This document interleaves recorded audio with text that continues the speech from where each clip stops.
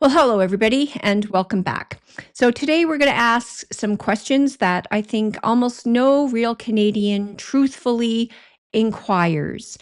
And it is, who regulates the regulators? Who has control over your health and your well being? And with us today, we have Sean Buckley, constitutional lawyer and president of the Natural Health Products Protection Association, to share some of his findings and thoughts with us on the drug model that Canada has, the monopolistic healthcare system, and of course, take us through some of the reasons why maybe you want to take better control and a greater interest in your own health. Sean, welcome to the show. Oh, Nadine, just an absolute pleasure to be here. Well, it's been a long time coming, and I'm very excited to have you. So, I want to, for all our viewers, to understand who you are and why this interview is absolutely so fascinating. Starts really with the very, very beginning of your career, because you were a lawyer and represented Health Canada, I believe, in defending and going after people who you thought were problems and or breaking the law, only now to find yourself on the other side of the equation and defending the people that Health Canada and the policies that Health Canada has put out. Yeah, no, Nadine, it's a good story because it illustrates, first of all, that the narrative that we've all been fed, and understand, we just absorb the media, we absorb what we're told at school, we absorb what's in our social circles that is influenced by this constant messaging. So, I mean, even the title Health Canada belongs in, Orwell's 1984. At the end of this interview, you will think that they're not there to protect your health. And in fact, you'll know that to be true at your very core. So I just want everyone to understand, please keep an open mind, because what I'm going to be sharing with you is going to challenge your beliefs. And we all get defensive and close our minds when our beliefs being challenged. So just listen. You still have the choice whether or not to change your mind. So don't be afraid of what I'm going to tell you. But the story of how I got involved actually is really important to show how this is life and death, that we get this correct. What's happening actually is life and death. And so what happened was, and just so your audience is aware, I've been a lawyer. I'm working on year 32 of my legal career and practice. And about half of my practice has been dealing with Health Canada, either acting for Health Canada or against Health Canada, in the area of drug regulation, with a strong emphasis on what we call natural health products, which is really broad. I mean, that includes just vital nutrients that you need to survive. That literally, they're called, essential nutrients. Without even one of them, you will die. And it's actually illegal in Canada for anyone to sell you essential nutrients in the amount that you actually need. So natural health products include just nutrients that you actually need to stay alive. They include anything that's natural, so plant and animal based, that's used in healing. So if you go to a naturopathic doctor, you go to a herbalist, you go to a traditional Chinese practitioner, you go to a nutritionist, you're dealing with natural health products. So, ginger tea, vitamin C, all of that stuff. It's very broad.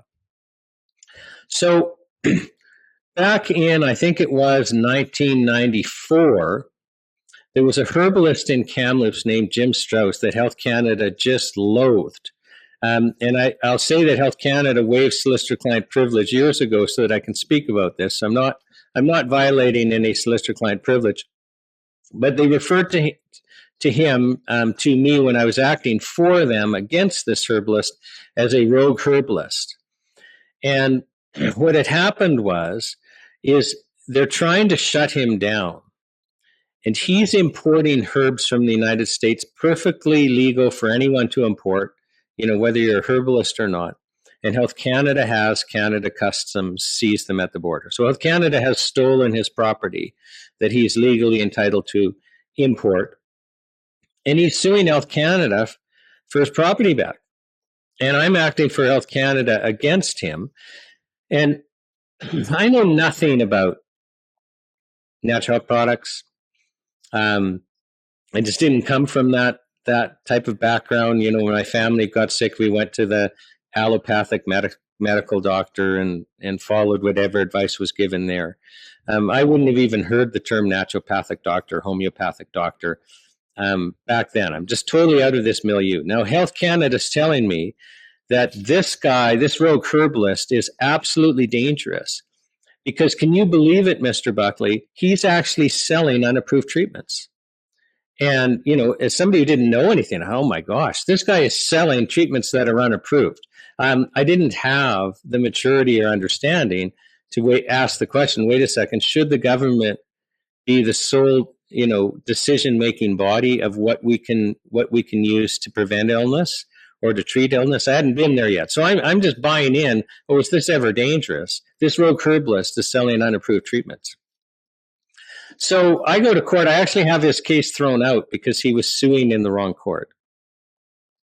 And then he takes me for lunch.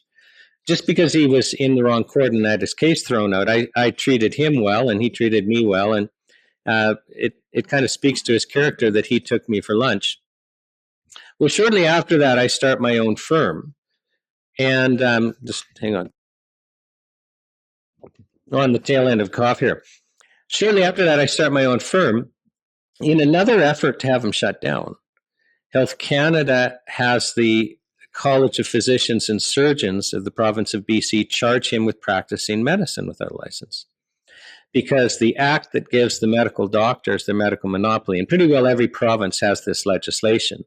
I mean, right now there's a naturopathic doctor in Quebec, Annie Janot, who is facing sentencing because they went after her for practicing medicine just for doing what naturopathic doctors do.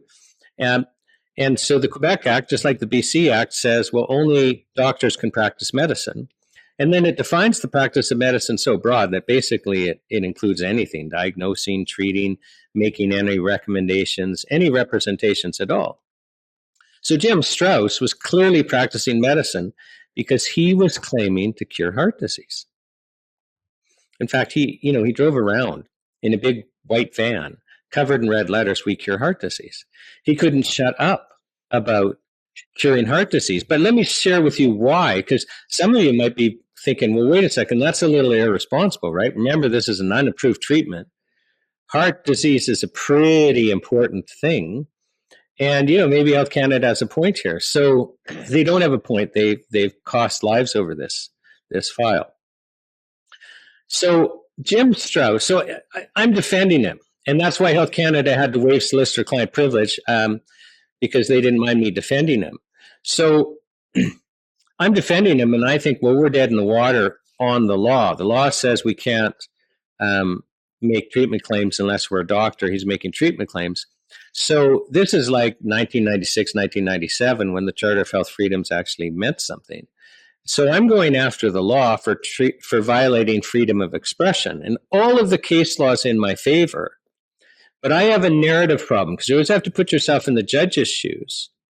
And if the judge accepts Health Canada's narrative, the judge is going to do everything he or she can to find against me and not strike down the law. And here's the problem. So put yourself in the judge's shoes. If you accept Health Canada's narrative that this is a rogue herbalist selling an unapproved treatment, which clearly is snake oil, if it wasn't snake oil, get it approved. Heart disease is serious. If people don't get proper treatment, and we'll go into that in a moment, if they don't get proper treatment, they could literally die taking this snake oil, or they could have a heart attack and seriously damage their heart and become disabled. Judge, this is life and death. Now, do you see, if you're a judge and you accept that narrative, it's like, it doesn't matter that every single case says you should strike this law down. You're going to do everything you can not to, because you don't want blood on your hands. It's as simple as that. So I know I have a narrative problem. So at that point, I mean, he's got a little herb shop called Natural Way Herbs. It appears to be a small operation. What I don't know is these heart drops are so effective that people literally that are waiting for, bypass surgery, that then, they go for their surgery and they retest you beforehand and they cancel your surgery because your arteries are now unblocked. I mean, that type of thing's happening, and word of mouth, and his business is just absolutely exploding. But let me tell you his story. So Jim Strauss was from Austria. He was an older gentleman. Just to date him, he flew dive bombers for the German Air Force in World War II. And his family in Austria had been traditional healers for 400 years. And he was trained by his grandparents. I mean, he's a master herbalist by any description. He's got this information base for healing that is almost unparalleled in the world at the time. And he's not interested in that at all. He gets a PhD in electrical engineering. He's working as an electrical engineer for BC Hydro. He has the heart attack. He's rushed by ambulance to the hospital. They do the angiogram. I've seen it. One artery 100% blocked, another 80% blocked. And they say, Jim, you need a double bypass surgery or you're not going to survive. And he thought, that's nonsense. I can solve this. He checks himself out of the hospital. He makes his heart drops. He cures himself. He never has a bypass surgery. He lives another 30 years, dies of old age. And then he decides, I better share this with the world. Even though I didn't want to be a herbalist, this is too important. Lives are at stake. So he quits his job at BC Hydro and he goes into the family business of being a herbalist. And this is where Health Canada steps in and shuts him down. Because and we'll go into the drug model later, but it is illegal in Canada to treat serious health conditions with anything but surgery and or chemical drugs that had a patent when they went through the new drug approval process. So can we just harp on that for a second? Because it's not discouraged, it's not ill-advised, it's illegal. It's illegal. Well, let me just finish the story to round out how this is life and death. So for the trial, so I go to him and I say, Jim, we have a narrative problem. Is there any evidence we have that this works? Like, I know we don't have any clinical trial evidence, I almost want to throw up when I hear that, because it's a weapon to prevent us from having natural remedies. But anyway, so Jim, without blinking, he goes into the back and he brings me out a box. And he goes in the back and he brings me out another box and another box. And I forget now, I mean, this is like 30 years ago. Was it 3 boxes or 5? I know it was an even number and it was 3 or 5. So I take these boxes back to my office. They're filled with letters that people felt compelled to write. So we're talking thousands and thousands and thousands of letters. And Nadine, they might as well all been the same letter with just different names. I had heart disease. I was sick. I was dying. I took your heart drops. I got well. God bless you. Pure hearsay. I can't enter a single letter, but I can call the authors of the letters to share their story, and that's the highest level of evidence in court, viva voce evidence. So on the day of trial, I had 5 middle-class professionals, and I picked middle-class professionals because a judge is a middle-class professional. This is the judge's people. They had all had heart disease. They had all had at least 1 open heart bypass surgery. One of them had had 2. They all continued to have heart disease and needed another bypass surgery. A couple of them were too weak to survive the surgery, so the doctor said, go home and die. We can't ethically operate if the surgery will kill you. And the others weren't willing to go through that again. I mean, it's such an invasive, awful surgery, and the recovery is awful. They weren't willing to go through that again to buy another year or 2. So for all of these 5, the mainstream medical system, the approved treatments are a death sentence. They all come across these heart drops, usually through naturopathic doctors. They all get well. They're all working full-time at trial. Most of them had been disabled for 10 years or more, and you can't fake that stuff. So this was kind of my, road to Damascus conversion experience. Because when I'm working for Health Canada, I'm drinking the Kool-Aid and I'm going, isn't it dangerous that a rogue herbalist could be selling an unapproved treatment for a serious condition? But now, after preparing for that trial, I'm thinking, isn't it dangerous that Health Canada would prevent educated, consenting adults for which the mainstream medical system is a death sentence from deciding to take a simple herbal tonic? I mean, it's fermented garlic and hawthorn and a type of mistletoe that's non-toxic, a European, like it's just plants that are kind of seeped together in a specific way. Uh, that's what's life-threatening. And at that time, I could have given you the names, addresses, and phone numbers of thousands and thousands of Canadians who are only alive because of this rogue herbalist. And it's kind of like, oh, wait a second. And then, like, I want to get into the drug model, but my next big court case involving Health Canada, because you were successful on that one. The Crown begged it partway through because they realized we were going to win. So we have this game where the Department of Justice can most of the time prevent a constitutional decision that's going to go against them. It's a real flaw in our legal system. Yeah, to avoid precedent for future court cases, right? Oh, yeah. Yeah, our Department of Justice, a professional Department of Justice, is not consistent long-term with a liberal Western democracy. But that's a different conversation. But anyway, it was a small community at the time and people talked. So then whenever anyone was charged by Health Canada, they called me. Like there was maybe a 10-year period where I was defending every single one that was charged. And it's still the case that if you added all other lawyers in Canada together, I've defended more charges, under the Food and Drug Act than than all other lawyers in Canada combined. And what have been the outcomes of those other court cases, though, as well? Like, were you successful in presenting to the courts and winning those, or did they throw them out? Nadine, you don't. It's kind of like hockey players don't wash their equipment till the end of the season, and they don't shave. And lawyers don't talk about their success rates. I'll just say that in the criminal context, you wanted to hire me. As soon as we get into civil court, it doesn't matter who you hire. You're not going to be successful against Health Canada. So we'll just leave it at that. But my next big court case was, True Hope, which is an Alberta company, and I might come back to them later on censorship if we have time. So this is an Alberta company that made a product, a vitamin mineral product to treat bipolar disorder. And Health Canada sues, they seize their product, they're stopping product at the border, and they charge this company.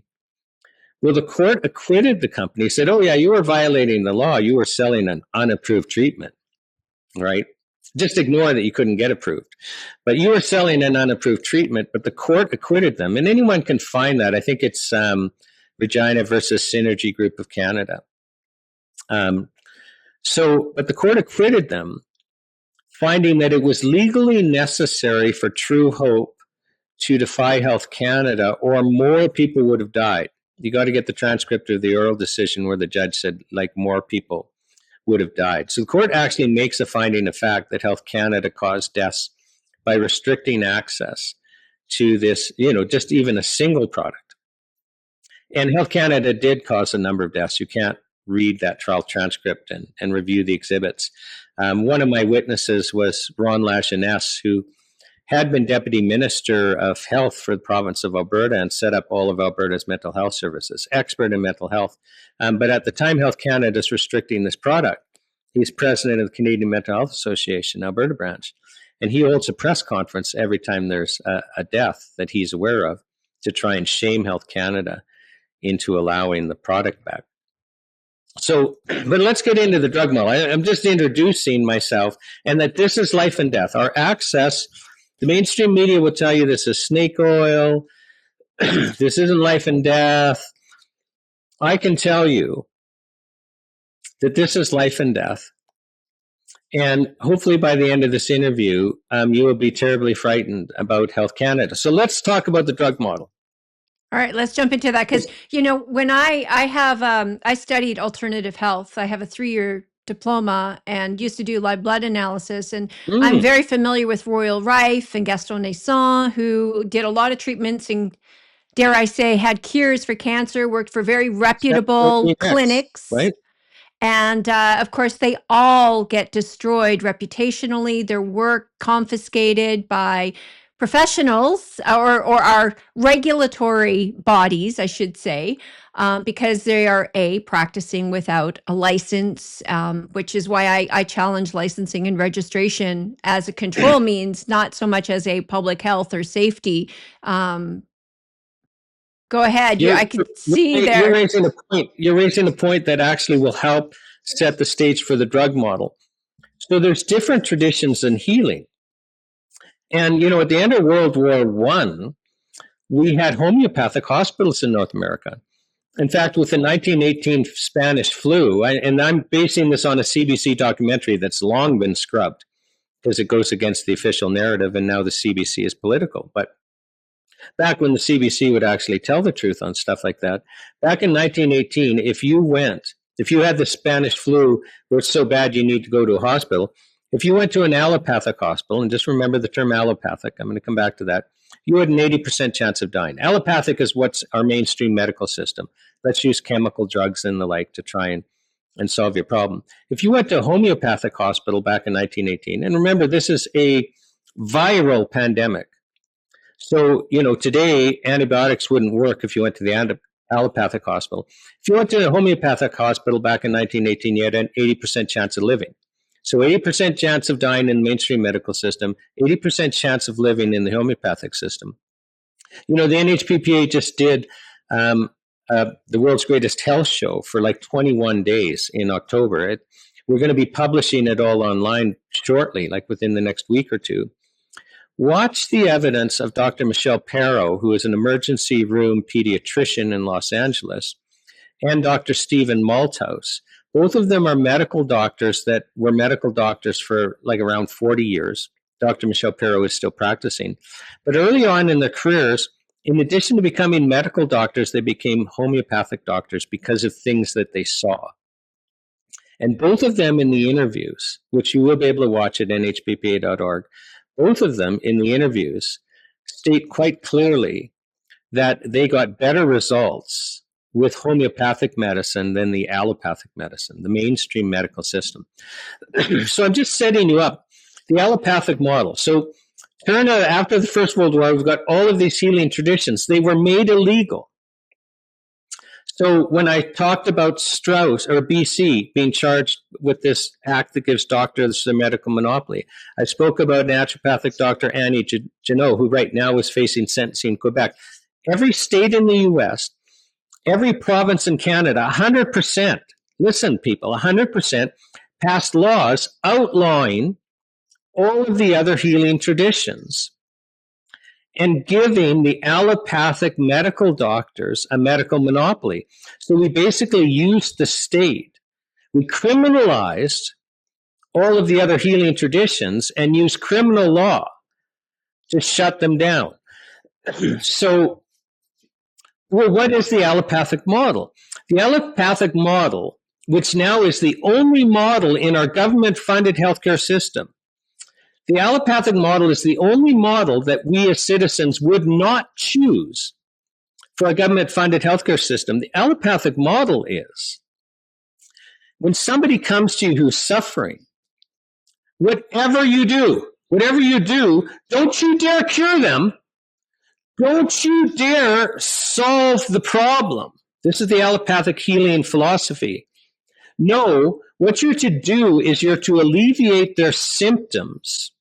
So you're to reduce their suffering by treating the symptoms, by not curing the underlying cause of the system. Google it. That's the allopathic philosophy.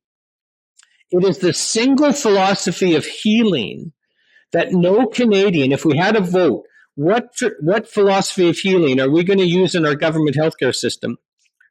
Not a single one of us, except people working for pharmaceutical companies, would vote for an allopathic system. We would all want a more holistic model that tries to figure out what's wrong and curing what's wrong. If I have time, I'll explain that a couple of our leading causes of death in Canada are toxic overload caused by our food supply, because the Canadian food supply is the most dangerous and toxic in the world, bar none. So it's always good to be number one at something. So in my opinion, Canada has the most toxic and unhealthy food supply in the world. And so one of our leading causes of chronic illness is toxic overload, where the medical doctors are not trained to identify it. Yeah, medical doctors So receive toxic overload. They will prescribe you toxic chemicals to address the symptoms of your toxic overload. And then also, one of the other leading causes of chronic illness in Canada is malnutrition, which might surprise you. I mean, we eat so well, we're obese. But the nutrients in our food supply are no longer there. So the United States Department of Agriculture, since at least 1900, has been surveying the vitamins and minerals in our common foods and crops. And they've just documented how it's gone down and down and down and down. I think it was in their 1949 report, they actually sounded the alarm and said, you can no longer be healthy eating food. And, you know, if you're missing this and this, which isn't in our food supply in adequate quantities anymore, you're going to get this chronic illness. And if you're missing this and this, you're going to get this chronic illness. They were basically telling us what chronic illnesses we were going to get because our food was no longer food, because we need the nutrients in our food for it to be real food. Well, I remember a study done on spinach, Sean, in which case, you know, spinach used to be one of the healthiest things you could eat. It had lots of natural minerals in it and vitamins. And today, compared to just even 30, 40 years ago, it has nothing. And I just want to talk on that because you have to eat like 3 gallons to get what you would have gotten in a bowl, which is you can't do.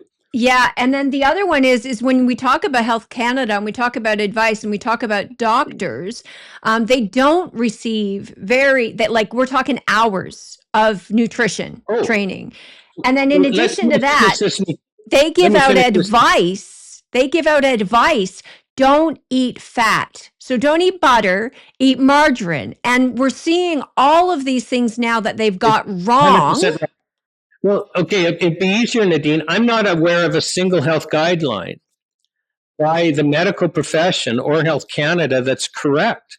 So, in fact, these recommended daily allowances, which you'll see on your vitamin bottles and a lot of food labels, if you follow those, you will be chronically sick and die. And yet it's illegal for anyone to sell you supplements in amounts that are higher. But just back to our food. So, Health Canada has presided knowingly over the steady decline in our essential nutrients in our food supply. And instead of saying, wait a second, you need to fertilize differently, you need to farm differently, we're going to require our food to actually have the nutrients that we need to be healthy.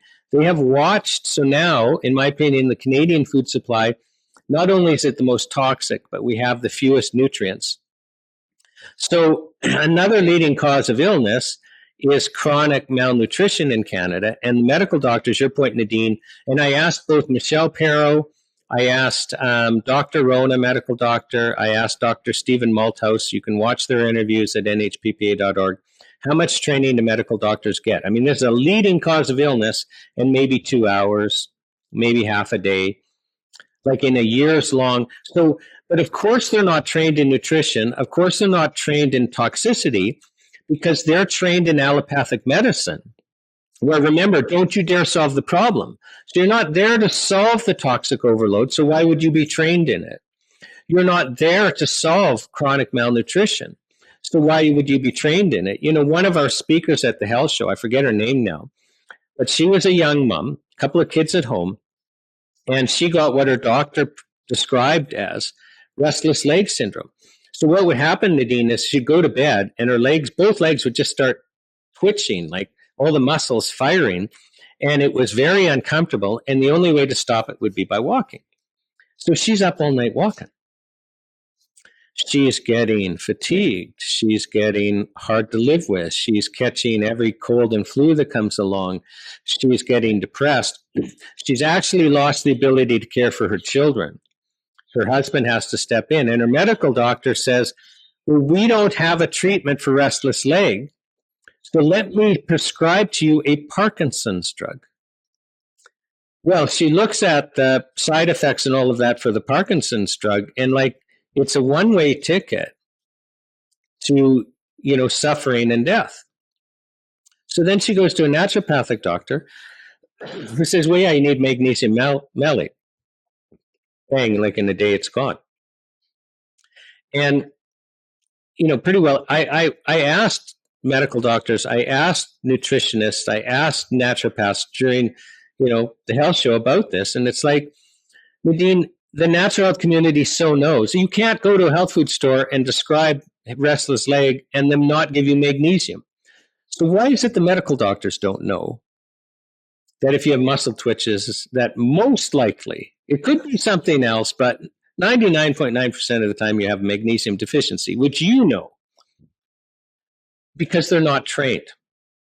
Okay, so our mainstream medical system uses a philosophy for healing that is awful. So right out of the gate, when you go to the government-funded medical system, which you have no choice, it's actually illegal for you to access private clinics. Thank goodness we can still go to naturopathic doctors and stuff like that, although in many provinces, their practice is illegal. And I can tell you they're starting to ramp up enforcement again. Because like everything else where everything's getting ramped up, this is getting ramped up too. So let's answer the question, why is it that here we're forced into this mainstream medical system? It's our biggest single cost. It's our biggest single financial burden. It so consumes the economy. I mean, I'm in Alberta. I know the government of Alberta would love to rein in Alberta health services. They're too powerful. They can't. It's like a drug cartel in Mexico. The government can't dislodge them because they're too powerful. Well, how is it that we are forced to fund and participate in a government system where the only legal treatments are surgery and or chemicals that had a patent when they were approved? And how we end up in that system. And you don't get the best health outcomes that way. So it precludes things like the Strauss heart drops. It precludes things like EM Power Plus, which in my opinion is the best treatment for bipolar and major depressive disorder in the world, and ADHD and the like. And like there's 30 published peer-reviewed journal articles saying that, all funded by governments, including the Alberta government. But let's get to the drug model, because this is something you need to understand. So the drug model basically has 4 parts. And the first part is you define drugs so broadly in your governing act. In our case, it's the Food and Drug Act. You define drugs so broadly that it includes absolutely anything that you would use to basically stay healthy so you don't get sick, right down to essential nutrients like vitamin C and vitamin D. So things that foods, if you're using foods to stay healthy, that's a drug. So it doesn't, we might think drug, oh, that's like a novel chemical. No, they define drugs so broadly that it includes anything used to prevent illness or to treat illness. So whether it's a food or whether it's a chemical, if it's used for a therapeutic purpose in any way, it's a drug. Nadine, if I was to say to you, you look a little dehydrated, can I give you some water? And if we're in the same room and I give you water, I've now broken a whole bunch of federal laws because I've used water for therapeutic purpose. And we could spend half a day going through all the laws and regulations I violated, because giving you is selling. And so I've committed a heinous crime if I give you water to treat dehydration. I just give that as an example. So water, literally, if we wanted to sell water to treat dehydration, it's a drug. So step 1 is everything's a drug, which is a really interesting policy decision. Step 2 is then you make it illegal to sell any drug that isn't approved by the government. And how you do that is you just pass a regulation saying no one can sell a drug without a license. So now to sell water to treat dehydration, even to give water, because giving without consideration is still a sale, or to provide vital nutrients that you actually need to stay healthy and you cannot get from your food supply. Like, if your audience gets anything out of this, go and see a professional and find out what supplements you need to be taking to avoid chronic illness if you're not doing that already, because you can't get it from your food supply. I promise you're going to get chronically sick. It's just when. Oh, trust me, when I used to do live blood analysis, I was the purist, I will eat, my way to health. And I realized very quickly we lack the actual nutrition, the essential nutrients that we need. But I want to bring up something here, and I'm going to let you to continue, but I want people to understand what's happened here is that we have private business industry, the pharmaceutical industry, that basically has weaponized our own government and using them through regulation and legislation that actually causes its own citizens harm. Am I Mhm. incorrect in making that statement? You're being soft. You're being soft. So back to the drug model. The second part is you make it illegal to sell anything, even vital nutrients. So, if we were to put parsley into a capsule, because parsley has a lot of therapeutic effects, just so that it's easier for you to take. Parsley is a drug. Same parsley that you would buy in, the produce section. Vitamin C, vitamin D, ginger tea. All of a sudden, that's a drug, and you need Health Canada permission. Now, think of this from a legal philosophical perspective. So we live in a country where it's actually illegal for you, a consenting, educated adult, to prevent illness or to address illness with anything that the government has not approved. That is really fantastic. And that has to be reversed. It's absolutely ridiculous. Now, the second game that's played, or the third game in this drug model. So remember, everything's a drug. It's illegal. All drugs are illegal. Like, as soon as you say you need a license, the starting point is all drugs are illegal, but exemptions to them being illegal are granted, temporary exemptions in the form of a license. So now Health Canada is the gatekeeper as to what's illegal and what isn't. Now, for serious health conditions, so heart disease, cancer, serious mental illness, arthritis is an example. We all know that if we have a crisis and we go to our medical doctor, or if we go to the hospital, the only treatments we're going to be offered, almost without exception, I get that there's a very rare exception, but almost without exception, the only treatments we're going to be offered are surgery and or chemical drugs that had a patent when they went through the approval process to get a license. So the third part of the drug model, to make sure that the only drugs we can access are chemical pharmaceuticals, is they make the approval process for these drugs so expensive that you can only afford to get through them. You will only spend the money or be able to raise the money if you have a patent. So in the lifetime, Nadine, in the lifetime of every single person watching this broadcast, I don't care how old you are, in your lifetime, every single drug except Primarin that has been approved by Health Canada to treat a serious health condition had a patent when it went through the process, which meant that it was a novel chemical pharmaceutical drug. So we've deliberately structured the approval process. You can't patent a natural health product. You can't patent ginger tea. You can't patent the Strauss heart drops. You can't patent True Hope Empower Plus. So we've deliberately structured it so that the only legal treatments for serious health conditions are, as I say, surgery or chemical pharmaceutical drugs that had a patent. And when the patent runs out, then they phase it out and it becomes what's called an orphan drug. Like, for a little while, the generic guys make it. And then it gets phased out when they bring in a new one, and we even have a term for it, orphan drugs. Everyone stops making them. They may have been safer than what we're using now. They may be more effective than the ones we're using now, but they're not available because our drug laws are about protecting intellectual property rights. And I've been saying that for decades. We have Professor Alan Castles from the University of Victoria lectures at the Health Show says the same thing. Well, I'm going to So, intervene there because it's not only that, though, it's about profits. If something works, you've used it for 30 years, but now the patent has expired. What does that mean? It now becomes a generic drug. It's available. Other people can manufacture it. They can make it. It's usually pennies instead of hundreds, and it's dollars and cents. right, but how they, like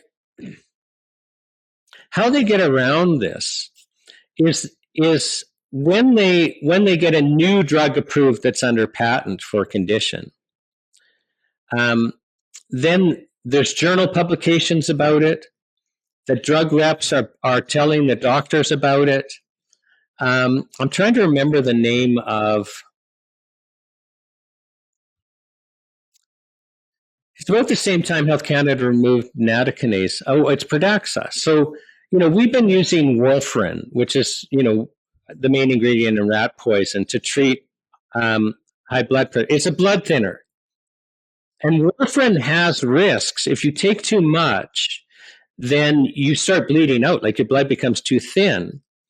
But if you make it to the emergency room reasonably quickly, they give you a shot of vitamin K and it reverses it, like it's problem solved.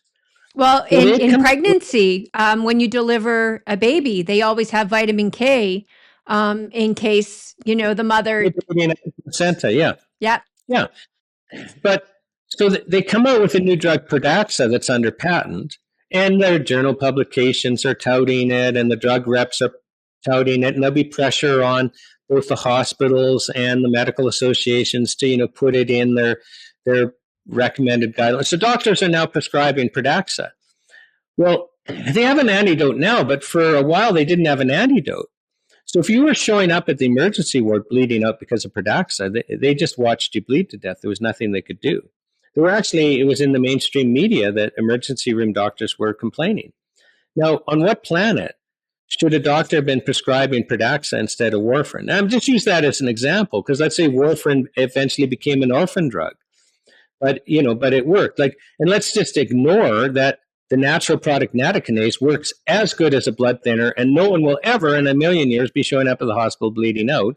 But we don't do comparisons, and it will always be illegal to use natokinase because it doesn't have a patent, right? So let's go to censorship. That's the fourth part of the drug model. And it's really the most important part because so here we've made everything a drug. We've made all drugs illegal. And then we've structured our system so that the only legal treatments that we can have for serious health conditions are the chemical pharmaceutical drugs that had a patent. Now, back to the government-funded healthcare system, like we have over-the-counter drugs. You can go and buy Tylenol and stuff like that, okay? But 99.9% of the profits, like where the real money is, where rubber hits the road, is prescription. I mean, and you go to the hospital, it's prescription stuff, right? Well, think about this for a second. The only legal way that you can access prescription drugs is through the government-funded healthcare system, which funds our medical doctors and our hospitals. So by definition, think about this if you want to think about a conflict of interest. By definition, our government-funded healthcare system is the marketing and distribution arm of the chemical drug companies. Because the only way you can access, 99.9% of their products is through the government-funded healthcare system. Isn't that interesting, Nadine? So, as I say, by definition, there's no argument about this. By definition, our government-funded healthcare system is the marketing arm for the chemical pharmaceutical industry. At the world's greatest health show, and again, go to nhppa.org and find Dr. Alan Castles. He had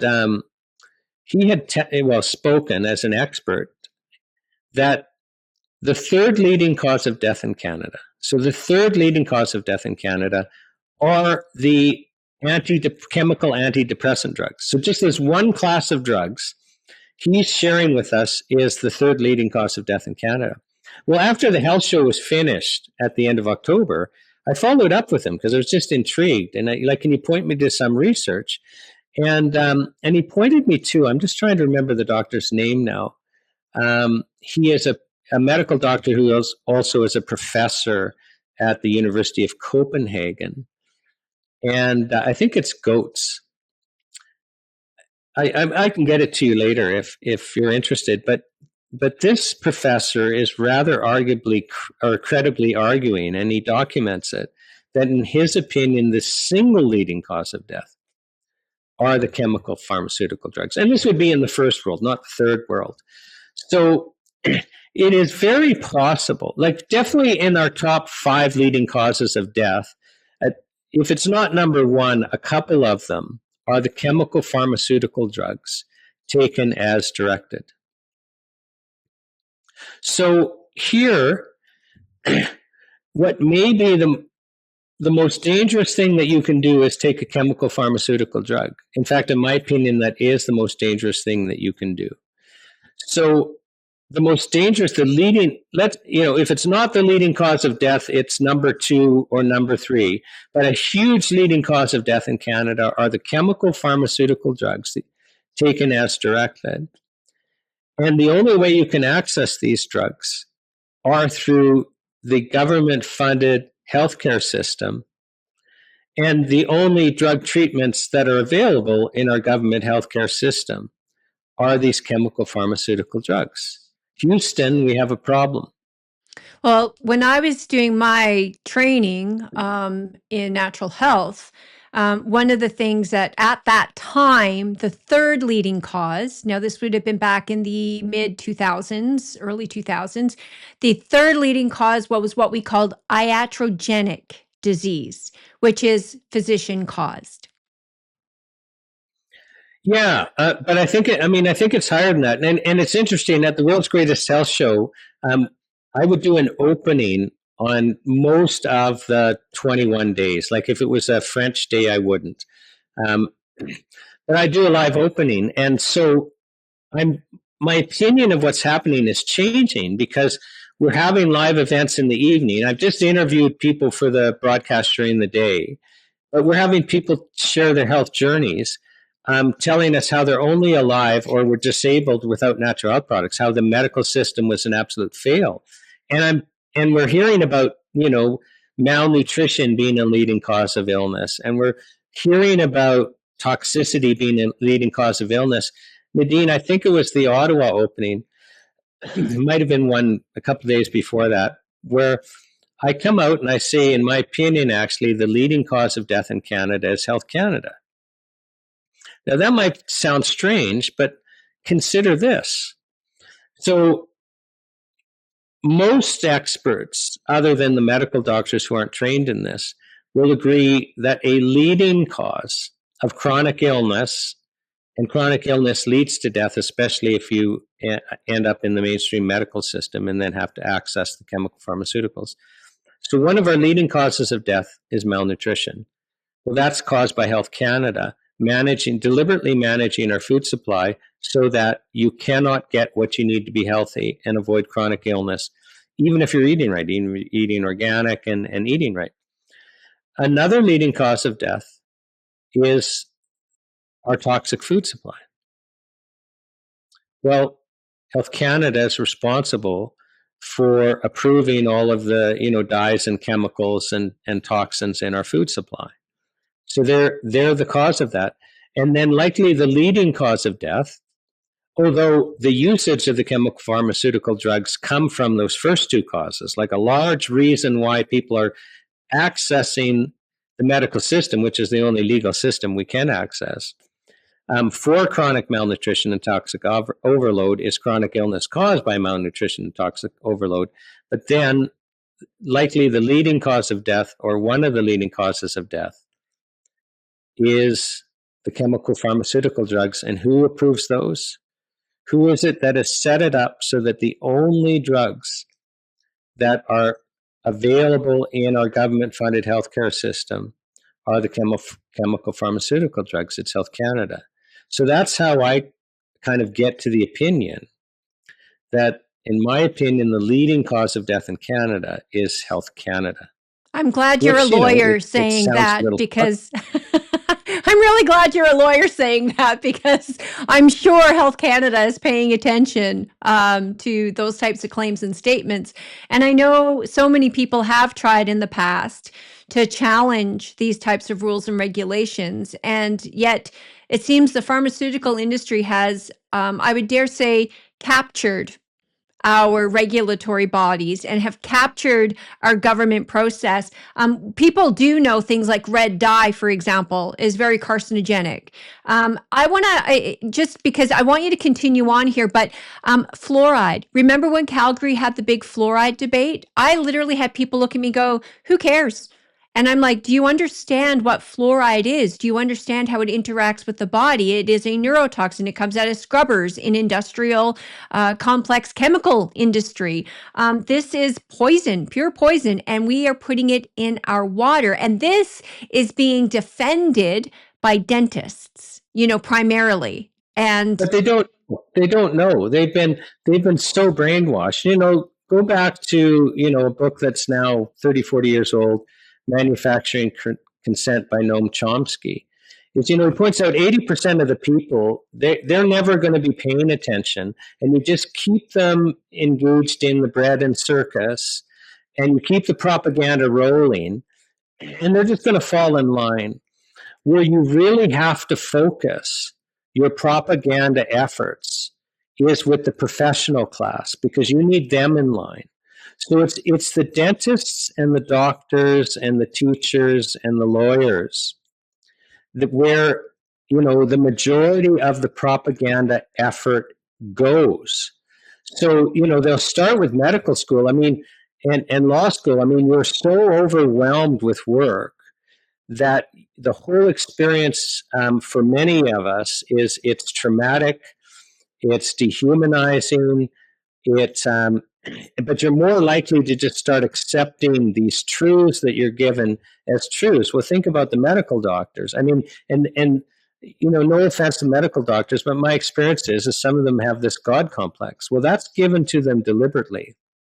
But from day one, everything they read and every lecture will just assume that vaccines, it's so proven, it's so settled that you are Neanderthal and we will exclude you from our group if you are to question a vaccine, for example.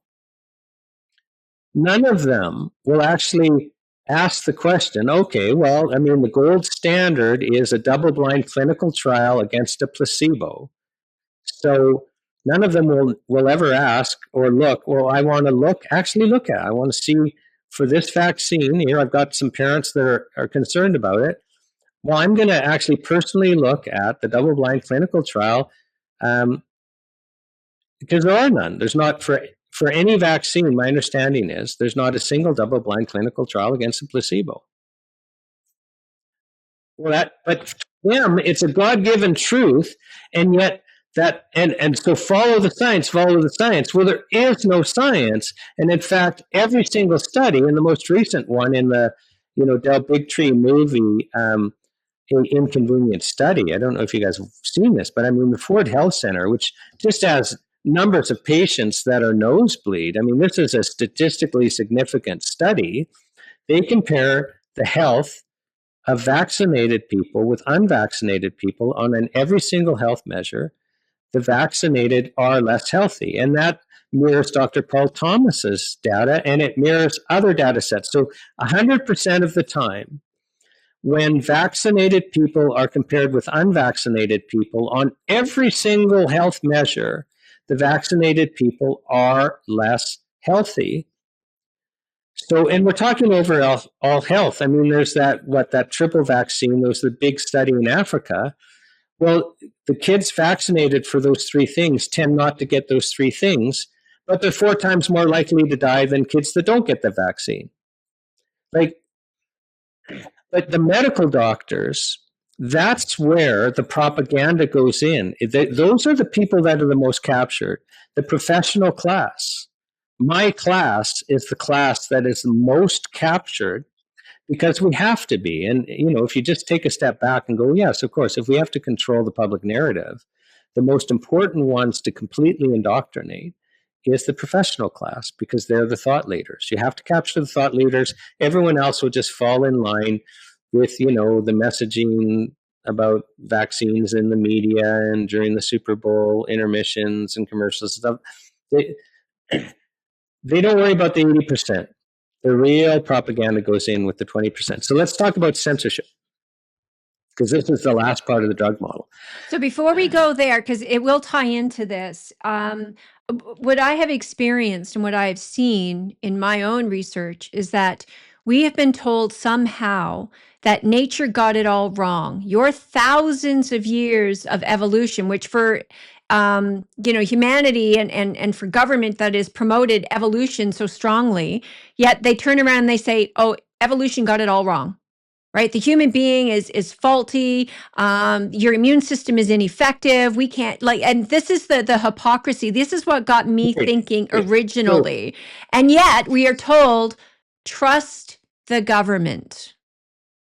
Well, I'm going to take a step back because I don't believe in evolution, and I don't care that. But it's interesting when you believe in creation, because I believe in Jesus Christ, and I believe the biblical story, and I believe we've been created. So, and when you believe in creation, Nadine, it's sometimes actually the evolution thing just seems absolutely absurd. I mean, probably 2 months ago, we've got budgies, and I'm looking at the budgies, and they've got feathers, and they've got beaks, and they've got talons, and it's like, how does a non-bird, and this would take, tens or hundreds of thousands of years, possibly evolve to be a bird? Like, you'd never survive with all of these. You need a bird to be a bird. And there's a book, I think it's Michael Behe is the author. He's not religious at all. Or I'll take that back. It might be Baha'i or something like that. But he wrote a book called Darwin's Black Box, which I recommend for everyone. He just takes some examples of some processes, and he just says it can't have happened. Like, it can't have happened. So I'll just, stop you there. But, the idea that we could introduce a vaccine and outsmart our immune system without even understanding that the vaccine might compromise our immune system, it has nothing to do with what's good for us. I mean, if I can just give you a current example, right now I'm analyzing Health Canada has approved genetically modified pigs for our food supply. And so this company in the UK has basically said, oh, well, there's this certain virus that pigs get. And we have this theory that, the virus attaches to this one receptor. So we'll try and disable that receptor genetically using CRISPR technology. So, we've got this modification. We're hoping will go into the fetus. So they're injecting this CRISPR technology into these eggs. And then the ones that the pigs that are born that don't die, that they manage to make it through there, they're testing only specific markers that are kind of related for genetic defects. So we really don't know if these pigs are genetically defective. And then the ones that survive, they're breeding.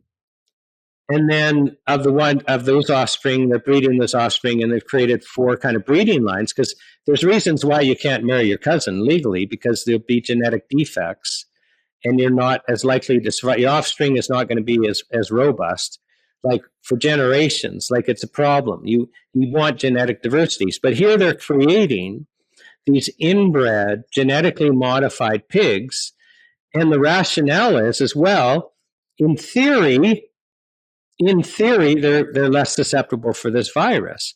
But what I don't see is, well, did you actually test them against non-genetically modified pigs to see if they are less susceptible? No. Have you actually looked, because, you and I just spoke about this Ford Health Center study, about Dr. Paul Thomas's study. There are other ones. Every single study comparing humans who are vaccinated with animals that are vaccinated, the vaccinated population is less healthy on every single measure.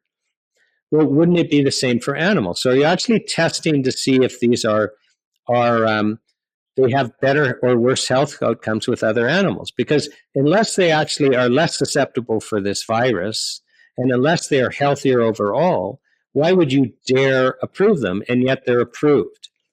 So, I mean, the whole thing's madness.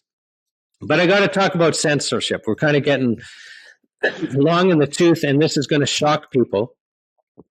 And it's the last part of our drug model. And remember, our government-funded healthcare system is the marketing and distribution arm of the chemical drug companies, because that's the only place we can access their products.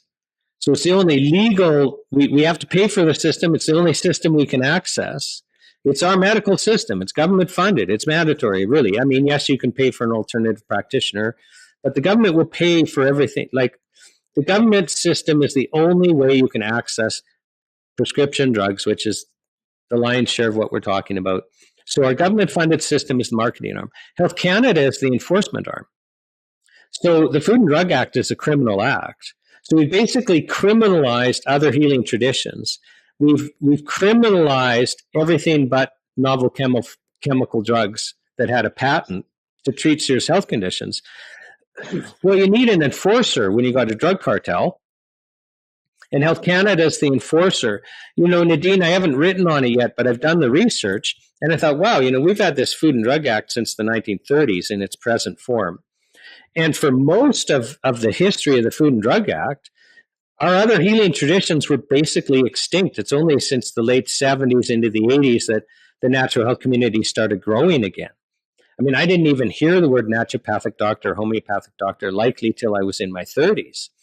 So you would expect that all of the prosecutions, like 99.9% of the prosecutions under the Food and Drug Act, would be for the chemical drug companies, because for the most of our history, they've been the only ones standing, and then they're most of the market. Like, I mean, the natural health market is just a sliver of this chemical drug market. So I would expect that there would be just this huge case law, body of case law, with chemical drug companies being charged with violations under the Food and Drug Act. And I mean, we've had thalidomide, where, I mean, we got all these thalidomide babies. We had Vioxx. Like, surely that was criminal, wasn't it? Surely, like, long before they pulled it off the market, the safety signals were so strong.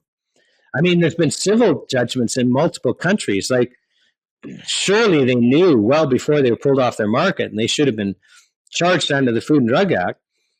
Nadine, I cannot find, listen carefully, I cannot find a single case of a publicly traded pharmaceutical company being charged with even a minor violation under the Food and Drug Act. Now, I can find some chemical drug companies being charged, but we're talking little startup guys, the little minnows, and often it's, you know, because they're violating a patent. Like, there's this case, kind of body of case law with Viagra when it was still under patent, where Pfizer would actually do the investigation because they're just protecting their patent.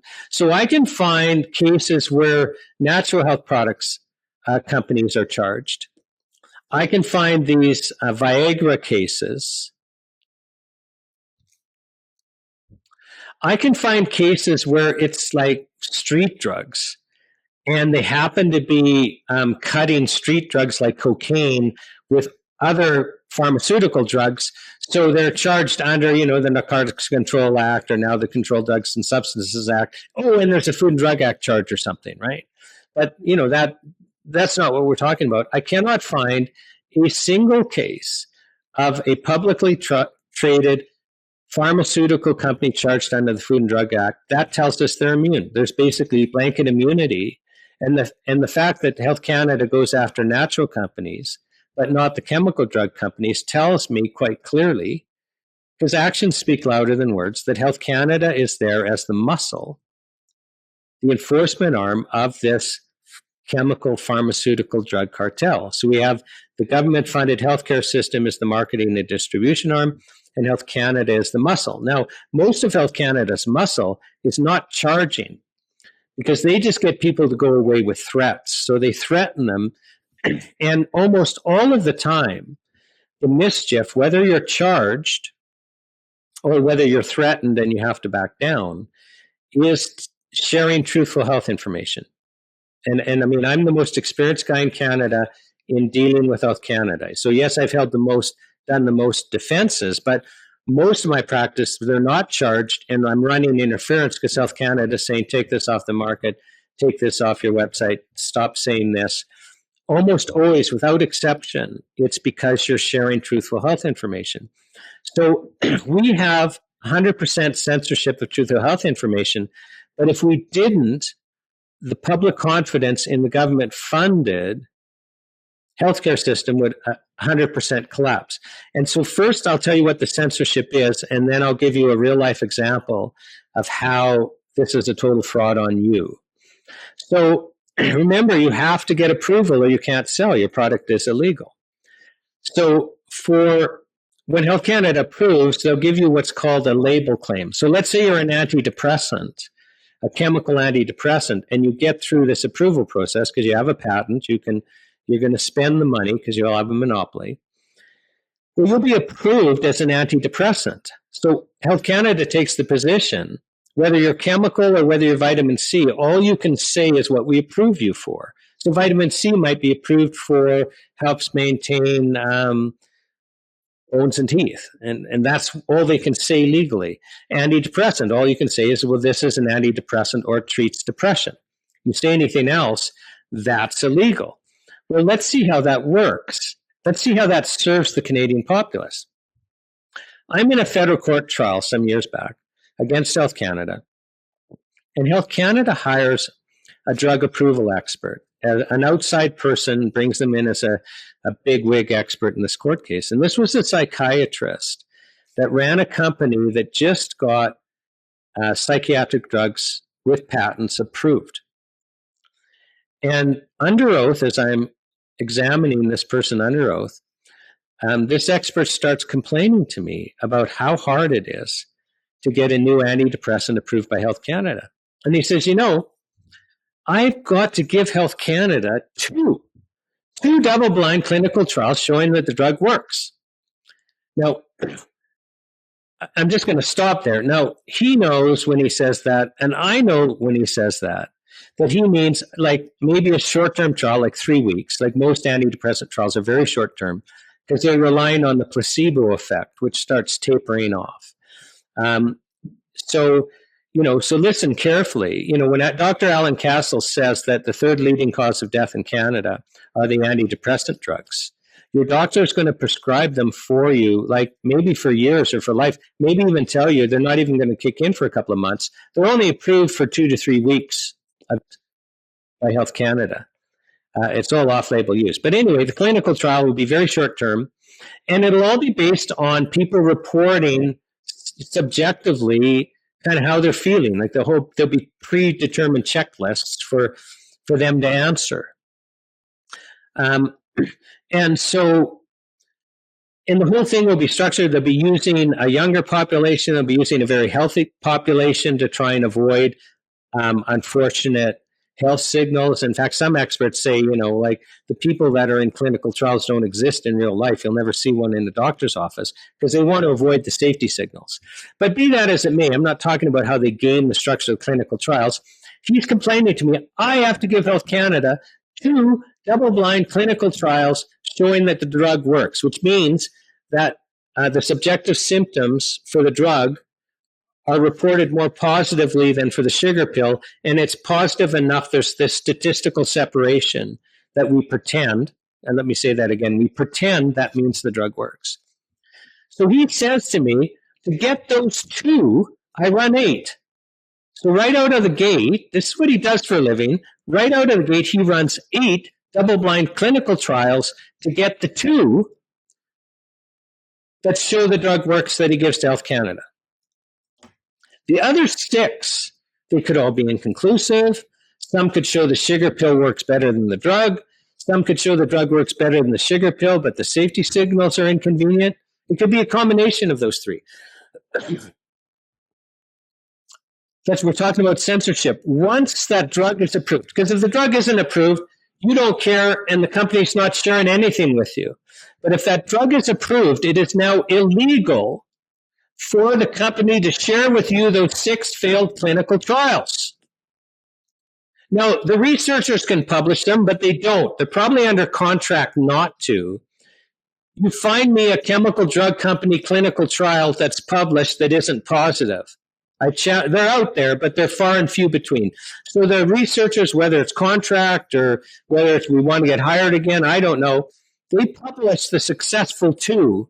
They don't publish the successful 6. And it's illegal for the chemical drug company, when the drug's approved, to share that with you, because that's not saying antidepressant or treats depression. That's all they can say. There could be person after person after person reporting to the chemical drug companies deaths and serious disabilities. It's illegal for them to share that. That's not depression. Now, I ask you, so you've got, a 13-year-old and the medical doctor wants to put your kid on that antidepressant.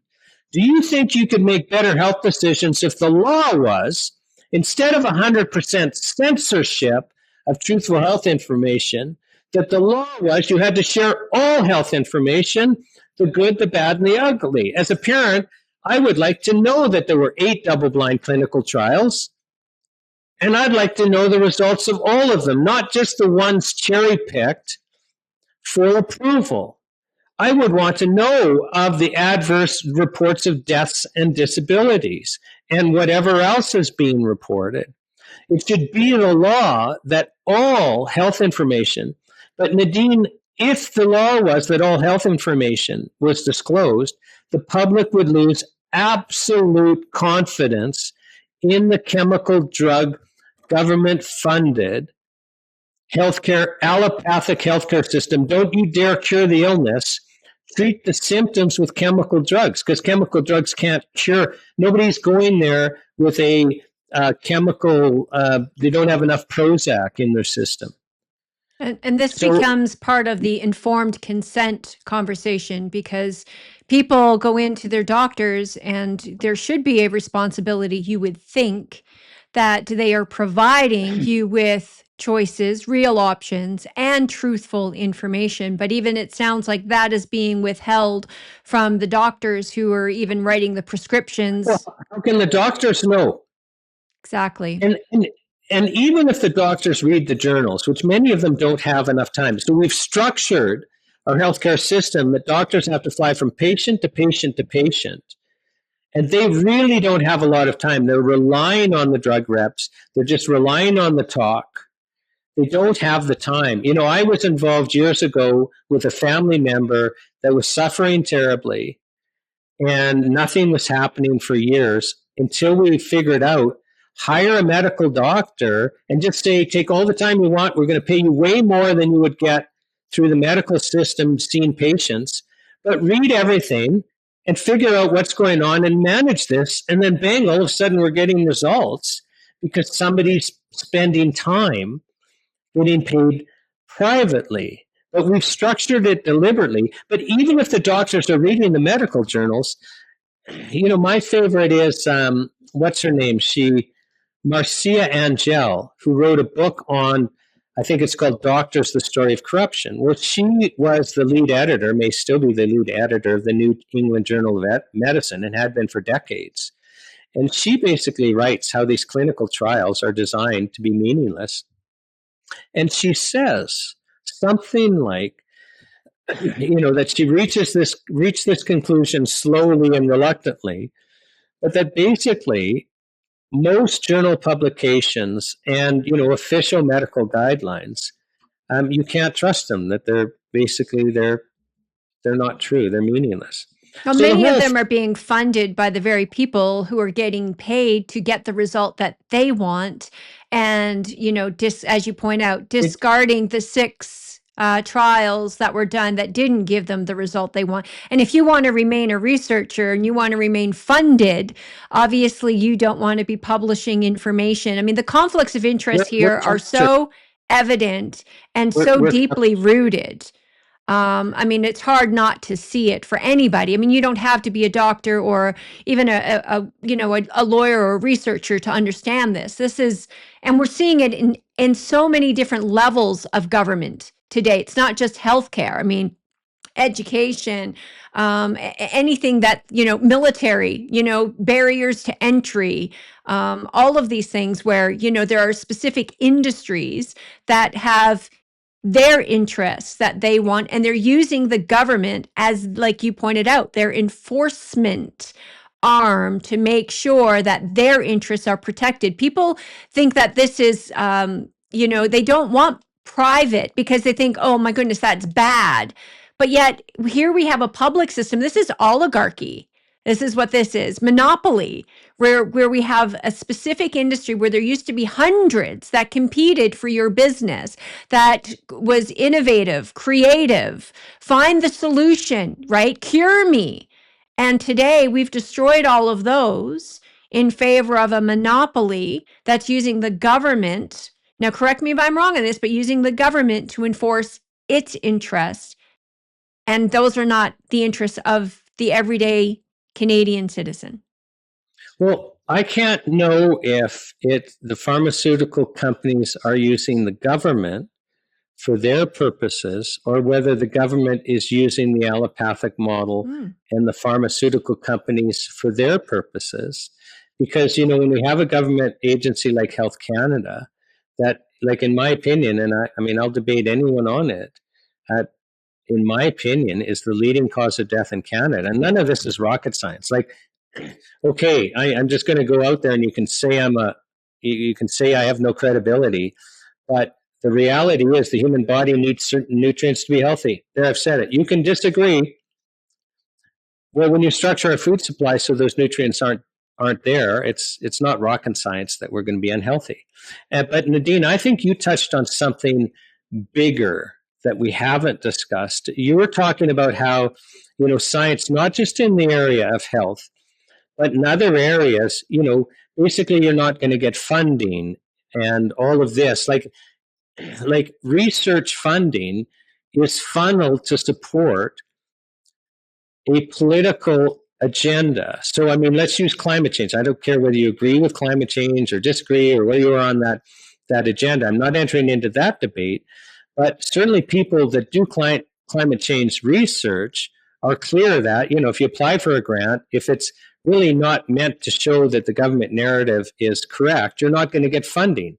And which shows why the government shouldn't be allowed to direct any research funding under any condition, because then you can use research funding to basically get control of the political narrative.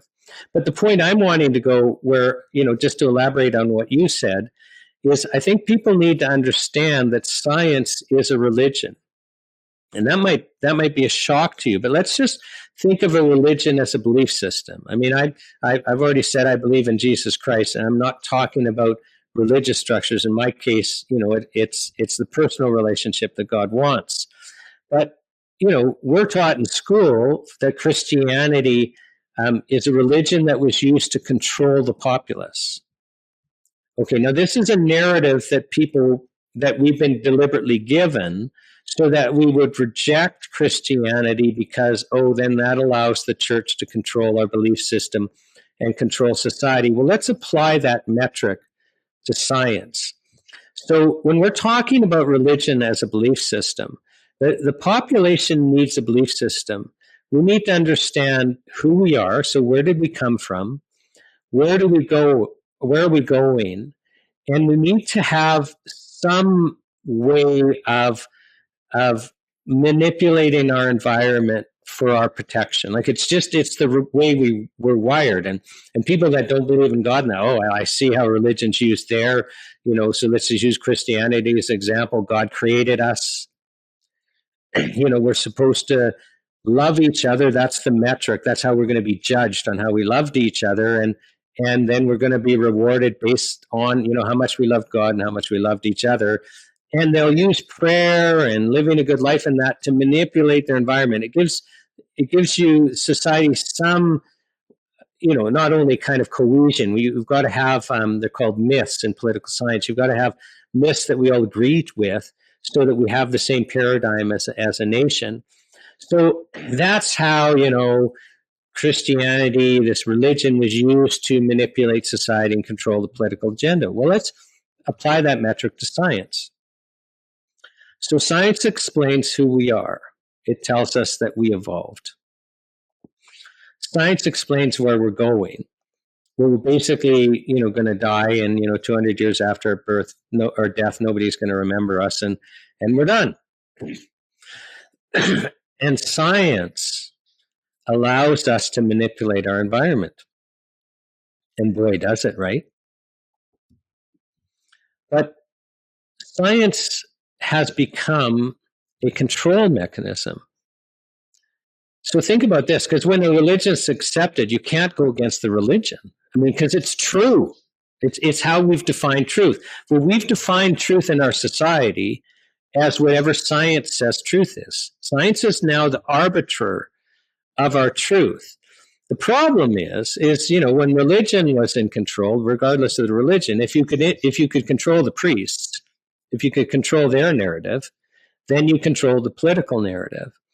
Well, if you control the science, if you can direct, if you're controlling, if the research dollars are so controlled by government and large interests that they can basically ensure that almost all of the research reinforces the political narrative that you want it to, now science has become a control mechanism of society. It's no longer a mechanism to find truth.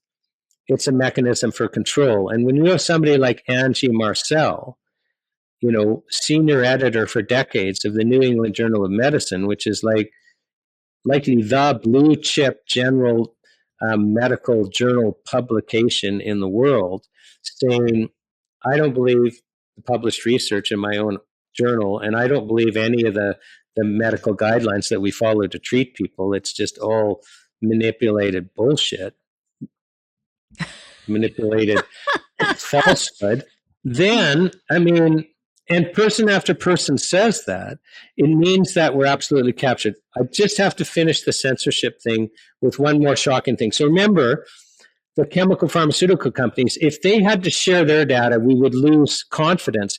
Well, the problem is the natural health companies, they would want to share their data with you, the good, the bad, and the ugly, but all they can share is the label claim. Now, they can't go through the process for serious health conditions because they don't have a patent. The average cost is about $1 billion.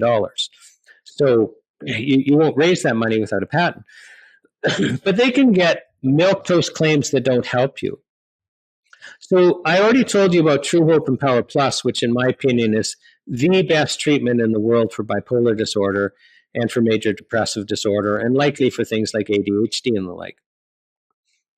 Nadine, I forget how many there are now, but there's over 30 published, peer-reviewed journal publications, and many in blue chip things like Journal of Psychiatry, Journal of Child and Adolescent Psychopharmacology, all of them funded by governments.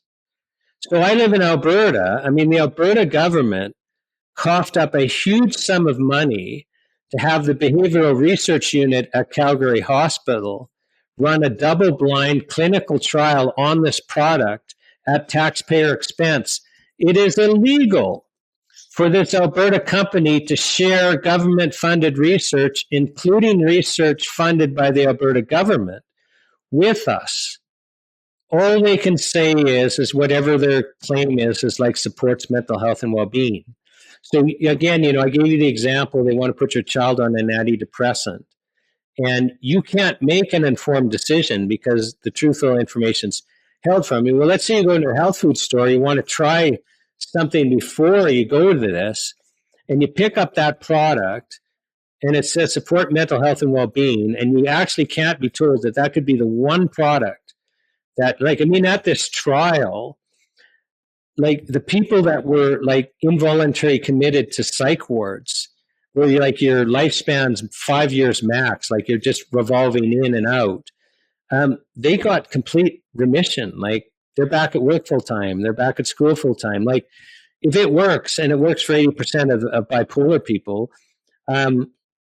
you're back. Well, if you can't be told that, you'll never give it to your child, and you won't even know how to access psychiatrists and professionals that know the protocols, because you don't just follow the label for serious health conditions. Then you're going to go to the mainstream medical system, and that's all you're going to do. We had, at the World's Greatest Cell Show, we had this lady testify at Grand Prairie. and her name escapes me right now, but you can watch the live, it's not live anymore, but the video of the live Grand Prairie event. Karen, I believe. Karen Peters. So she had rheumatoid arthritis and suffering just terribly. And she goes to the medical doctor, and the medical doctor says to her, well, basically this is incurable, and it's going to get worse and worse and worse, and eventually it's going to kill you. So your life now is suffering, then becoming crippled and being in a wheelchair, and then dying. But we can try and slow your symptoms with chemical drugs. And he put her on a couple of drugs, one being, what was it? It's a chemotherapy drug. It may come to me before I'm done the story. So he puts her on this chemotherapy drug. So for a full year weekly, she's getting injected with this chemotherapy drug. And she describes, like for 3 or 4 days a week, she was so sick she was actually wishes she was dead. And then after about a year, a friend convinced her, like, you got to go see a naturopathic doctor. And, here's all this conditioning. She was going, well, no, they're not as trained as medical doctors, when the reality is they're more trained. But eventually she finds a naturopathic doctor who had been a medical doctor first. I don't know if he's still a medical doctor. And that gave this person enough credibility. And she goes to this medical doctor. And the first thing he says to her is, I have an incurable illness. And the first thing this naturopathic doctor says to her is, there are no incurable illnesses. And then he cures her illness. And she's no longer on this chemotherapy drug. And she's no longer on any chemical drugs. And she's no longer facing a wheelchair, and she's no longer facing death. This story really resonated with me. So I shared it a few times during this charter tour. And we're actually on Parliament Hill on October 25th. We're delivering the third largest paper petition in Canadian history on the Hill. We're streaming it live. And I share this story of Karen Peters. Well, we're now finished. We're packing up. And this lady comes up to me named Nelda, and she's weeping. And I forgot to add to the Karen Peters story.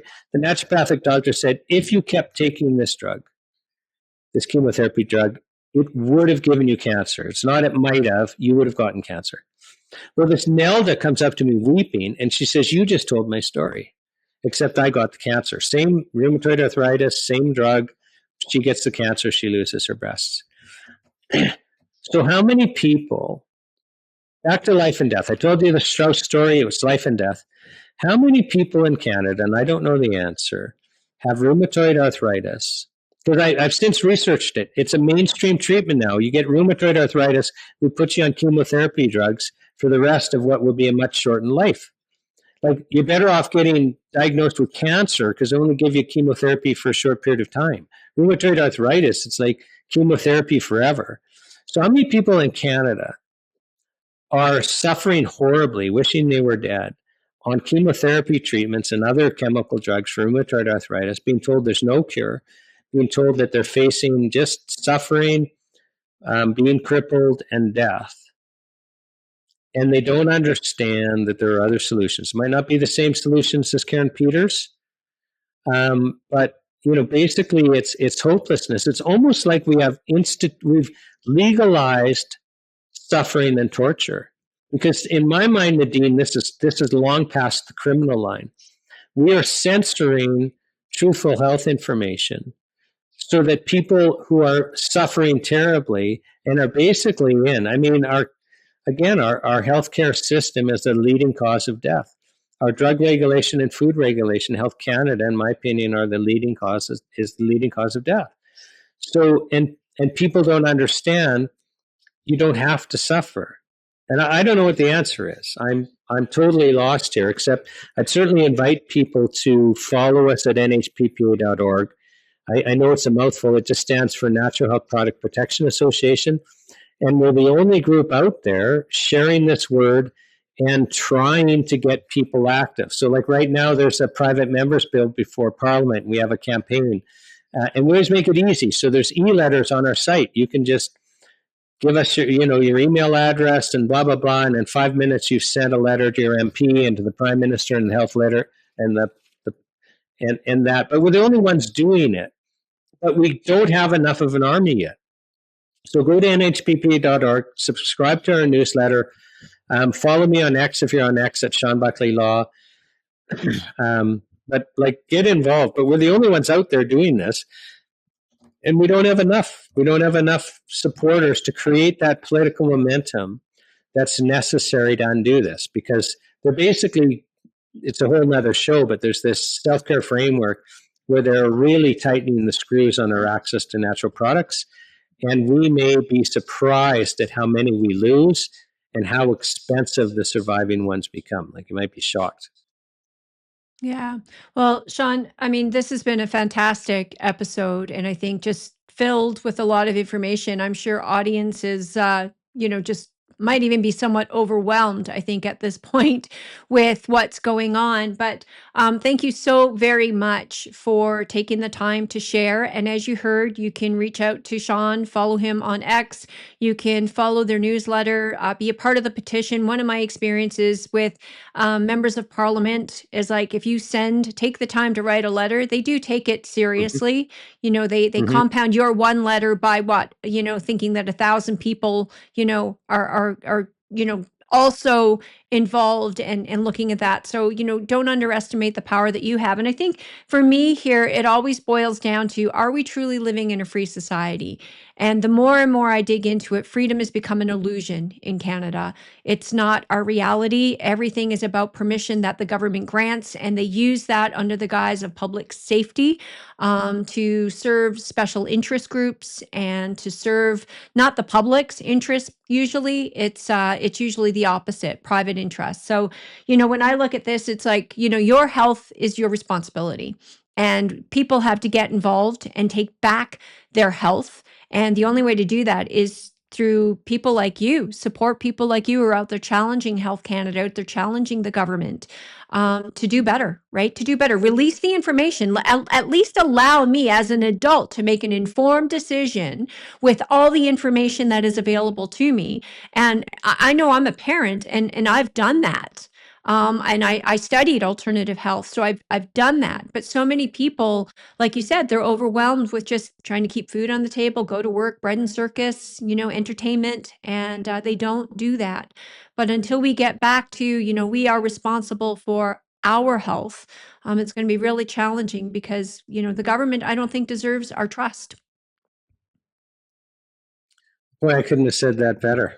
So I think you hit the head on the nail on the head. I mean, we have to start taking personal responsibility. And if you trust Health Canada, I mean, you're in a different camp than me, and I've spent 32 years dealing with them more than I think any other lawyer in Canada. And my word, I actually believe that they're there to make us sick and shorten our lifespan. So I don't know if it's to solve the pension crisis or what it is, but I challenge anyone to show anything they're doing that's positive and any health guideline that actually you should follow. Because I'm not.